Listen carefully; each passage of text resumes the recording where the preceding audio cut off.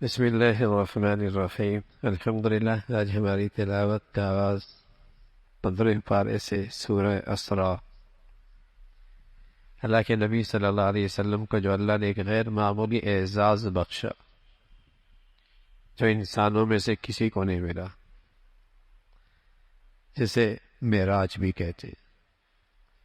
اسراء رات کے حصے میں آپ مسجد حرام سے مسجد اقصی تشریف لے گئے، پھر وہاں سے آپ کو اوپر معراج کرایا گیا، آسمانوں پہ تشریف لے گئے، رات کے حصے میں واپس بھی آ گئے۔ یہ سفر جسمانی تھا،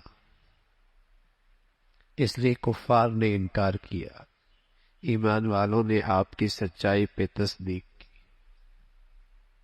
خواب کی بات نہیں تھی، خواب میں تو میں اور آپ بھی نہ جانے کہاں کہاں پہنچتے ہیں، اور کوئی اس کا انکار نہیں کرتا۔ کفار کو انکار اس لیے لگا، انہوں نے اس لیے جھٹلایا کہ یہ کیسے ہو سکتا ہے کہ تھوڑے سے حصے میں اللہ کی قدرت بڑی، اور یہ اعزاز اللہ کے حبیب صلی اللہ علیہ وسلم کو ملا، معراج ہوا، اس کا تذکرہ فرمایا، اور پھر فرمایا کہ عبد ہے کہ جو اللہ کے بندے ہیں، آپ اتنا غیر معمولی معجزہ ملا تو ہیں آپ اللہ کے بندے ہیں، آپ کی سب سے بڑی شان ہے، آپ کے اندر عبدیت ہے، آپ عبداللہ ہیں۔ پھر بنی اسرائیل کا تذکرہ فرمایا کہ ان کو بتایا، پہلے سے بتا دیا کہ تم شام میں فساد کرو گے اور تم پر عذاب بھی آئے گا۔ پہلی مرتبہ فساد مچایا، ایک پیغمبر کو شہید کیا، فساد مچایا، گناہوں میں آگے بڑھ کر زندگی گزارنے لگے۔ اللہ نے ایک ظالم بادشاہ بخت نصر بھیجا، پھر ان کی توبہ قبول ہوئی، ٹھیک ہوئے، پھر فساد مچایا، پھر دوسرا مجوسی ان پہ مسلط ہوئے، انہوں نے ان کو تباہی کے کنارے پہ پہنچایا، پھر اللہ نے ان کی توبہ قبول کر لی۔ یہودیوں کو کہا جیسا کرو گے ویسا ہوگا۔ پھر انسان کی زندگی کا اختتام اور پھر اگلی زندگی کا آغاز، پوری زندگی کا حساب و کتاب اللہ کے ہاں ہے، اور نامہ اعمال دیے جائے گا، پڑھ لو اپنا نامہ اعمال، اور سارے حساب و کتاب کے لیے اکیلے اللہ کی ذات ہی کافی ہے۔ کچھ لوگ زندگی گزارتے ہیں دنیا ہی کی خاطر، فرمایا آخرت میں ان کا کوئی حصہ نہیں، اور کچھ لوگ ایسے ہیں جو آخرت کو سامنے زندگی گزارتے ہیں، ان کی محنت کی بڑی قدر کی جائے گی، بڑی قدر کی جائے گی۔ پھر بہت سارے اسلامی اعمال و اخلاق کا تذکرہ فرمایا، جن میں سب سے بڑی بات اللہ کی وحدانیت، اللہ کی توحید، اللہ کا کوئی شریک نہیں۔ پھر اللہ کے حق کے بعد سب سے بڑا حق ماں باپ کا ہے، حسنی سلوک ماں باپ کے ساتھ کرو۔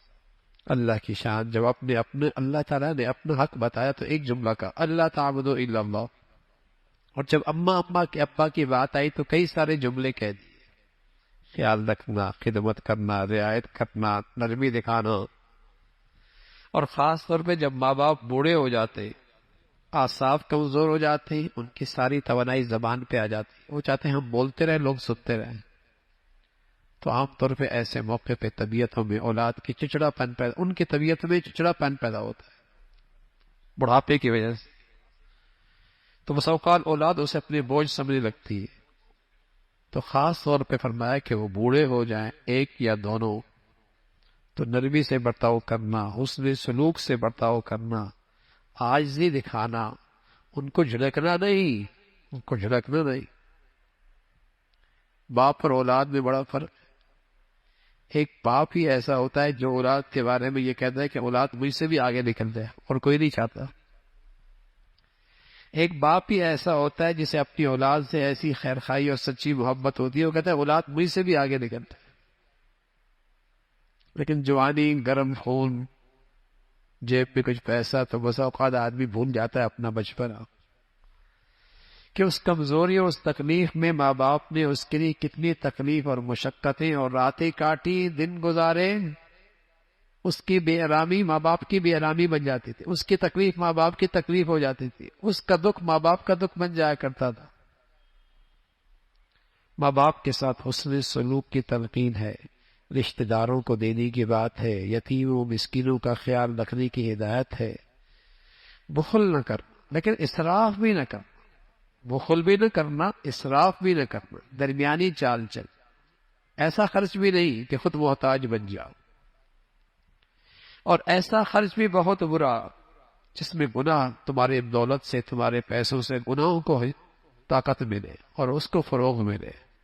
اس کی مذمت فرمائی، ناحق قتل نہ کر، اپنی اولاد فرمایا اپنی اولاد کو بھوک کے ڈر کی وجہ سے قتل نہ کر، زنا کے قریب نہ جانا، کسی کو ناحق قتل نہ کرنا، وعدہ کرو تو پورا کرنا، عہد کرو تو پورا کرو، ناپ تول میں کمی نہ کر، تکبر نہ کرنا۔ اللہ نے جسم میں انگنت نعمتیں دے رکھی ہیں، سوال ہوگا، پوچھ ہوگا ان نعمتوں کے ساتھ کیا کیا ہے۔ پھر بتایا اللہ کے سوا اور کوئی نہیں۔ اللہ کی طرف مشرکین بیٹیوں کی نسبت کرتے تھے، اور میں اپنے لیے بیٹے پسند کرتے ہو، اللہ کے لیے بیٹیوں کی نسبت کرتے ہو۔ اللہ اپنے کلام میں، قرآن مجید میں مختلف انداز سے بار بار نصیحتوں کا انداز بدلتا، شاید کے بعد دل میں اتر جائے، شاید کے اثر لے لے۔ کفار کہا کرتے تھے مر جائیں گے، مٹی ہو جائیں گے، ہڈیاں ہو جائیں گے، وہ سیدھا پھر کیسے زندہ ہوں گے؟ فرمایا ہاں وہ اللہ زندہ کرے گی۔ تم اپنے خیال میں کوئی مخلوق تصور کرو جو بہت بڑی ہو، اللہ اس کو بھی پیدا کر دے،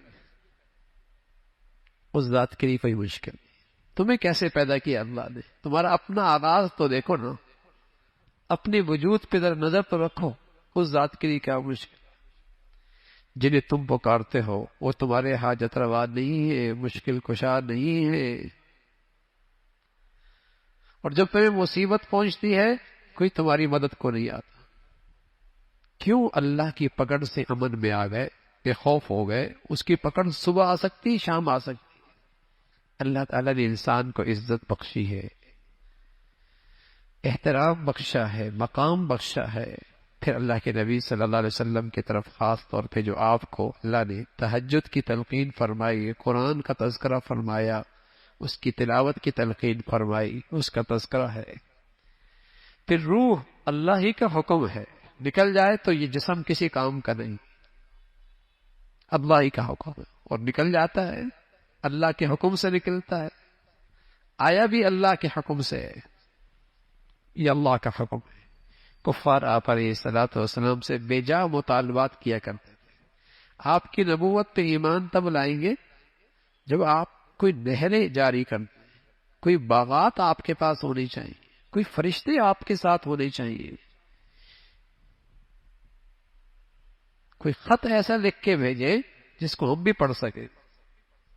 اس قسم کے بے جا مطالبات، اس کا تذکرہ، پھر ان کی مذمت، پھر حضرت موسیٰ علیہ الصلوۃ والسلام اور فرعون کی نامرادی اور ہلاکت، اس کا تذکرہ فرمایا۔ پھر اللہ نے اس قرآن کو جو اللہ کے حبیب صلی اللہ علیہ وسلم پہ نازل ہوا اس کا تذکرہ فرمایا، اور پھر افراد دعا آہستہ بھی نہ ہو، زیادہ تیز بھی نہ ہو، جب آپ اکیلے ہو درمیانی بات انداز سے اللہ کو یاد کرے، اللہ کی تسبیح اور بڑائی کرے، اس کا تذکرہ فرمایا۔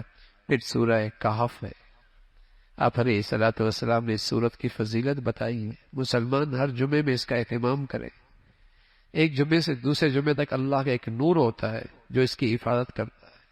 فتنہ دجالیت سے حفاظت ہوگی اگر اس کی تلاوت کریں گے۔ اس کے ابتدا میں اللہ کے کلام کی عظمت کا تذکرہ ہے، اور پھر اصحاب کہف کا تذکرہ ہے۔ چند نوجوان تھے، ایمان لے آئے، اور انہوں نے دنیا کے ہر مفاد پر اپنی ایمان کی حفاظت کو مقدم رکھا۔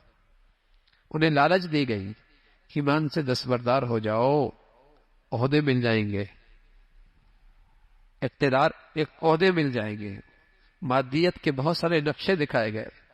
انہوں نے کہا نہیں، انہوں نے ہر موقع پہ اپنی ایمان کی حفاظت ٹھان لی۔ موت کے حاکم نے انہیں مہلت دی، دوسرے طور پہ پھانسی ان کے سامنے ہے، یا تو ایمان سے دستبردار ہو جاؤ یا پھر یہ پھانسی ہے۔ ان کے اپنے بھی قریب آئے، بڑے خیرخائی میں کہنے لگے کیوں اپنے پاؤں پہ کلہاڑی مارتے ہو، اپنی معاش کی فکر کرو، اپنے معاش کی فکر کرو۔ ایمان اللہ ہمیں بھی ایسا نصیب فرما دے۔ کہنے لگے جو ذات ہے ربنا رب السماوات والارض، جو زمین و آسمان کی مخلوق کو کھلاتا اور پلاتا ہے وہ مجھے بھی پال لے گا۔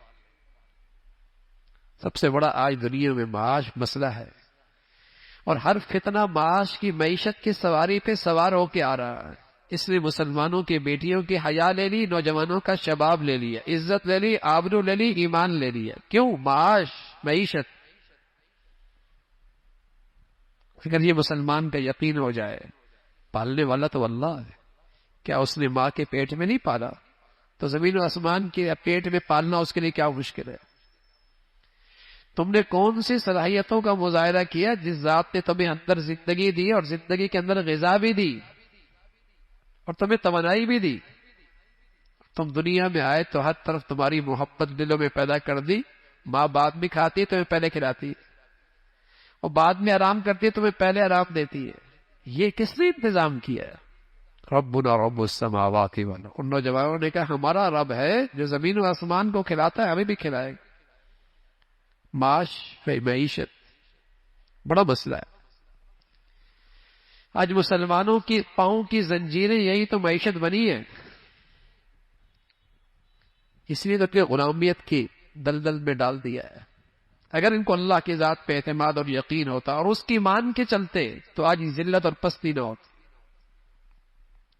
تو نوجوانوں نے کہا ہمارا رب کھلائے گا، جس نے سمندر کی تہ میں مچھلیوں کو کھلاتا ہے، اڑتے ہوئے پرندوں کو کھلاتا ہے، بلوں میں رہنے والے چمٹیوں کو کھلاتا ہے، ہمیں بھی کھلائے گا۔ چٹان کے اندر کیڑا ہے وہ بھی غذا لیتا ہے، اس کی زندگی کا اہتمام بھی اللہ کرتا۔ یہ نوجوان اپنا ایمان بچانے کے لیے نکل کھڑے ہوئے، ایک غار میں آرام کرنے کے لیے لیٹے، اللہ اللہ ہے، سلا دیا، گہری نیند ڈال دی۔ ایسی گہری نیند سلائی 3 صدیاں سوتے رہے، 309 سال تک سوتے رہے، 309 سال تک سوتے رہے۔ قرآن کہہ رہا ہے دنیا بدل گئی، ملک کے حالات بدل گئے۔ اللہ بھی یہ کہتا ہے ہم ان کو کروٹ دے رہے تھے، سورج کو ہم حکم دیتے تھے، چاند کو ہم حکم دیتے تھے، ہواؤں کو ہم حکم دیتے، میرے پیارے لیٹے ہیں، ان سب چیزوں کے اندر زندگی، ان سب چیزوں کی زندگی کی ضرورت ہے، روشنی ڈالتے چلے جانا، ہوا کے جھونکے ڈالتے چلے جانا، میرے بندے لیٹے ہوئے۔ 309 سال تک سلایا، بھوک نہیں لگی، پیاس نہیں لگا، اللہ نے اٹھا دیا۔ آپس میں کہنے لگے بھائی کتنے دن ٹھہرے؟ کوئی کہنے لگا صبح، کوئی کہنا شام، کوئی کہنا 1 دن۔ بھوک لگ رہی، جاؤ کھانا لے کے آؤ۔ اللہ کی شان، نہ لگی تو 3 صدیاں نہ لگی، لگی تو فوراً لگ گئی۔ آپس میں کہنے لگے دیکھو کھانا لینے جا رہے ہو، ایسی جگہ سے لے کے آنا کہ حلال کھانا ہو، پاکیزہ کھانا ہو، اس لیے کہ کھانے کا اثرات اندر کی زندگی پہ بہت گہرے اثر پڑتے ہیں۔ حرام سے اثرات بھی گندے ہی پڑتے ہیں۔ حلال لے کے آنا احتیاط سے، اور خیال کرنا کسی کی نظر نہ پڑے، کہیں پھر ہمیں مجبور کر کے اپنے غلط نظریات پہ نہ ڈال۔ وہ گیا تو بدلی ہوئی دنیا ہے، بدلی ہوئی دنیا ہے۔ ان کو حوصلہ ملا، وہ بادشاہ نہ رہا، وہ حکومت بھی نہیں رہی، وہ اقتدار بھی نہ رہا۔ اب اقتدار پہ آنے والا خدا کا نیک بنتا ہے، اللہ کا نیک بنتا ہے۔ دربار میں لے جایا گیا، دربار میں جب لے کے گئے تو اللہ کے سامنے سجدہ ریز تھا۔ اس کے ملک کے کچھ لوگ مرنے کے بعد کی زندگی کا انکار کرتے تھے۔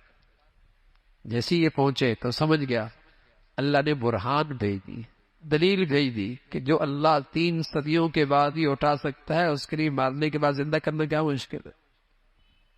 سورہ کہف، یہ ان بزرگوں کا تذکرہ ہے۔ اللہ کی بڑائی، اللہ کی عظمت۔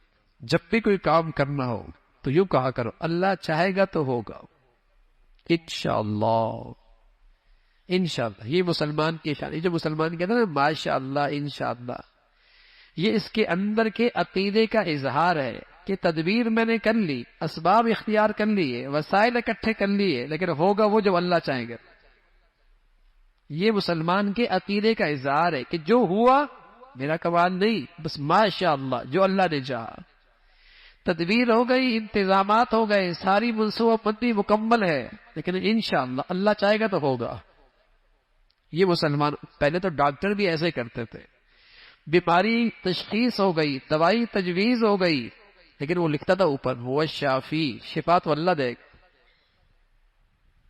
شفا تو اللہ دے گا۔ نہ اس ریسرچ سے کچھ ہونا ہے، نہ اس دوا کی تجویز کرنے سے کچھ ہونا ہے، نہ بیماری کی تشخیص کرنے سے کچھ ہونا ہے، ہونا تو وہ ہے جو اللہ چاہیں گے کو۔ یہ مسلمانوں کے عقیدے کا اظہار ہوا کرتا تھا۔ انشاءاللہ اللہ کا حکم یہی ہے، انشاءاللہ کہا کرو، ماشاءاللہ کہا کرو، تاکہ تمہارے عقیدے کا اظہار ہو کہ ہاں اسباب و اختیار ضرور کرو، لیکن بھروسہ نہ کرو، اعتماد نہ کرو، اعتماد اللہ پہ کرو، اعتماد اللہ پہ کرو۔ پھر ایک شخص کا تذکرہ فرمایا جس کے پاس شاندار باغ، باغ میں بہنے والی نہریں، معاشی لحاظ سے، زراعت کے لحاظ سے بڑا صاحب حیثیت، بہت وسائل موجود تھے، لیکن وہ اپنی اوقات بھول گیا، اپنے اوقات بھول گیا، اور محسن حقیقی کو فراموش کر بیٹھا، جس نے پیدا کیا اور جس نے دیا اسے بھول بیٹھا، غلط فہمی کا شکار ہو گیا، سمجھ لگا یہ دولت اور یہ خوشحالی ہمیشہ رہے گی۔ مرنے کے بعد کی زندگی پہ ایمان بھی کمزور ہو گیا، کہنے لگا اگر مر بھی گا تو وہاں بھی ایسی خوشحالی مجھے ملے گی۔ ایک سمجھدار دوست اس سے کہنے لگا اے نادان ایسا نہ کر، یہ سب اللہ کا دیا ہوا ہے، اس ذات کو نہ بھول۔ سمجھ بھی نہیں آئی، قسم بس اوقات اللہ کی طرف سے تھپڑ جلدی بھی لگتا ہے، جلدی بھی لگتا ہے۔ آفت آئی اس کے کھیت پہ اور اس کے باغ پہ، ملیا میٹ ہو گیا، کچھ بھی نہیں بچا، کچھ بھی نہیں بچا، ہاتھ ملتا رہ گیا۔ بس اوقات اللہ کی طرف سے جلدی بھی تنبیہ ہوتی ہے، منظر دکھاتے یہاں تھا، پٹک دی زمین۔ ساری کائنات ہی بدل گئی اس کی زندگی کی، دیر نہیں لگتی بھائی، بس اس کی نظر رحمت رہے، نظر رحمت رہے، ذرا سی نظر ہٹی دنیا تماشا دے گئی۔ قرآن کہانی نہیں بیان کرتا، سبق دیتا ہے، سبق دیتا ہے، رہنمائی کرتا ہے، اور پھر آخرت کا تذکرہ فرمایا۔ انسان کی زندگی کی مثال تو ایسی ہے، بارش ہوتی ہے زمین پہ سبزہ ہوتا ہے، سبزہ ہونے کے بعد زمین پہ کھیت خوبصورت ہو جاتے ہیں، لیکن پھر پک جاتی ہے، پھر کٹائی ہوتی ہے، اور ایک وقت ہوتا ہے نام و نشان کھیتی کی مٹ جاتی ہے۔ کیا بویا تھا، کیا پکا تھا، کون سی کھیتی تیار ہوئی تھی۔ انسان بھی پیدا ہوا، جوان ہوا، تذکری ہوئی، شہرت ہوئی، نام ہوا، ایک دن جائے گا، سب ختم، کوئی نہیں پوچھے گا۔ پھر یہ انسان کی زندگی کی حقیقت۔ پھر اللہ رب العزت نے تذکرہ فرمایا، اللہ رب العزت اپنی قدرت کی نشانیاں پیش کرتا ہے، بار بار ذکر فرماتا۔ پھر حضرت موسیٰ علیہ السلام کا خاص تذکرہ، جب انہیں پتہ لگا کہ سمندر کے کنارے ایک بزرگ ہیں، اللہ کے خاص بندے ہیں، حضرت خضر ہیں، جن کے پاس وہ علم بھی ہے جو موسیٰ علیہ السلام کے پاس بھی نہیں، تو تلاش کرنے نکلے، سمندر کے کنارے پہنچے، ملاقات ہو گئی اس اللہ والے سے، اس بزرگ سے، خضر سے، درخواست کی کہ میں کچھ دن آپ کے ساتھ رہنا چاہتا ہوں، مجھے اپنے ساتھ رہنے کی اجازت دے دیں۔ حضرت خضر علیہ السلام نے قبول فرمائی، لیکن شرائط لگائے ہیں، ٹھیک ہے بھائی، جو دیکھنا سوال نہ کرنا، جو بھی دیکھنا سوال نہ کرنا، خاموش ہونا۔ حضرت خضر علیہ السلام نے یہ بات کہی تو حضرت موسیٰ علیہ السلام نے قبول کر لی۔ وہ جانتے تھے اللہ کا نیک بندہ کوئی غلط تو کرے گا نہیں، تو قبول کر لی، ٹھیک ہے ساتھ رکھیے، اپنے ساتھ رہنے دیجیے، سوال نہیں کروں گا۔ اللہ کی شان، کشتی پہ سوار ہوئی ہے، اور کشتی والوں نے کرایہ بھی کوئی نہیں دیا، لیکن حضرت خضر نے اس کشتی کا ایک تختہ نکال دیا، ایک تختہ نکال دیا، اور موسیٰ علیہ السلام سے خاموشی کہاں برداشت ہو، اس نے احسان کیا اور ہم نے نقصان کر لیا، اس نے کرایہ بھی نہیں دیا، احسان کیا اور ہم نے نقصان کر دیا۔ بول پڑے یہ کیا کیا ہے، کہا نہیں تھا نہیں بولنا، کہا معاف کر دو، اب نہیں کروں۔ آگے گئے، اللہ کی شان، ایک بچہ کھیل رہا تھا، اس کی گردن اس کے جسم سے جدا کر، موسیٰ علیہ السلام کے بعد جو شریعت کا علم تھا، اس کے مطابق تو یہ سمجھ میں نہیں آیا، فوراً سوال کر لیا یہ کیا کیا آپ نے؟ بے قصور بچے کی جان لے دی، اس نہتے بچے کی جان لے لی. کہا نہیں تھا کہ آخری موقع ہے، ایک مہلت اور دے دے. اللہ کی شان، ایک دیوار کے پاس پہنچے، ایک بستی میں پہنچے، کھانا نہیں پیش کیا، بڑے بے مروت تھے. اس سے واپس نکلنے لگے تو حضرت موسیٰ علیہ السلام خضر نے فرمایا دیوار گر رہی ہے، اسے کھڑا کرنا ہے. مزدوری کرتے ہیں، پتھر اٹھاتے ہیں، اس دیوار کو ٹھیک کرتے ہیں. حضرت موسیٰ علیہ السلام پھر بول پڑے، یہ کیا اتنے بے مروت، اور پھر ان کے ساتھ احسان. فرمایا ھذا فراق بینی و بینک، اب تمہارا ہمارا جدائی. لیکن جانے سے پہلے آپ کو یہ بھی بتا دوں کہ ان تینوں کی وجوہات کیا تھی. جہاں تک وہ کشتی کا معاملہ تھا، حضرت خضر کے پاس وہ علم تھا جو فرشتوں کے پاس تھا، تکوینی علم تھا، تکوینی علم تھا. اور موسیٰ علیہ السلام کے پاس شریعت کا علم تھا، ان کے پاس تکوینی علم تھا فرشتوں کا. وہ جو پہلا مسئلہ ہے کشتی کا، اس میں ہم ساتھ احسان کیا تھا، ہم نے بھی احسان کیا، اس لیے کہ آگے ایک ظالم بادشاہ تھا جو کشتی بے عیب ہوتی تھی وہ چھین لیا کرتا تھا، اس کو عیبدار کر دیا تاکہ اس کی مزدوری چلتی رہے، تاکہ اس کی مزدوری چلتی رہے. وہ بچہ وہ ماں باپ کے لیے فتنہ بننے والا تھا اور ان کے ایمان کے لیے خطرہ بننے والا تھا. اللہ کی چاہت ہوئی اللہ اس ماں باپ کو نیک اور صالح اولاد اس کے بدلے میں دے دے، اس لیے اللہ نے یہ فیصلہ کروایا. جہاں تک تیسری بات ہے دیوار کھڑی کر دی. اس دیوار کے نیچے یتیم بچوں کا خزانہ تھا، گر جاتی لوگ مال لوٹ لیتے، جوان ہو گئے اپنی مال کی حفاظت کر لیں گے. اللہ کی طرف سے حکم آیا ان کی حفاظت کر لو. ان بچوں کے کیا خوبی ہے؟ یتیم تو دنیا میں اور بھی بہت تھے. جواب دیا کان ابوہما صالحا، ان کے ماں باپ بڑے نیک تھے، ان کے ماں باپ نیک تھے. تو یہ واقعہ، یہ 3 واقعے ہیں، لیکن بہت کچھ آپ کو سمجھ میں سبق ملا ہم سب کے لیے کہ بس اوقات ظاہر کچھ اور ہوتا ہے لیکن اس کے پیچھے اللہ کی حکمت مصلحتیں کچھ اور ہوتی. ظاہر ہم کچھ اور دیکھتے ہیں لیکن اس کے پیچھے جو اللہ کا نظام چل رہا ہوتا ہے اس میں بڑی حکمتیں اور مصلحتیں ہوتی ہیں. اور ساتھ یہ بھی بتا دیا کہ اگر ماں باپ نیک ہو تو اللہ ان کی اولاد کے رزق کا انتظام ماں باپ کی نیکی کی برکت سے ان کے مرنے کے بعد بھی اس کا انتظام کر لیتے ہیں. ماں باپ کی نیکی کا اثر اولاد تک جاتا ہے. نیک تھے نا، اللہ نے نبیوں کے ذریعے ان بچوں کی خدمت کروائی، اس کے اثرات اللہ ان کے رزق کا انتظام فرماتے ہیں. اللہ رب العزت عمل کی توفیق نصیب فرمائے.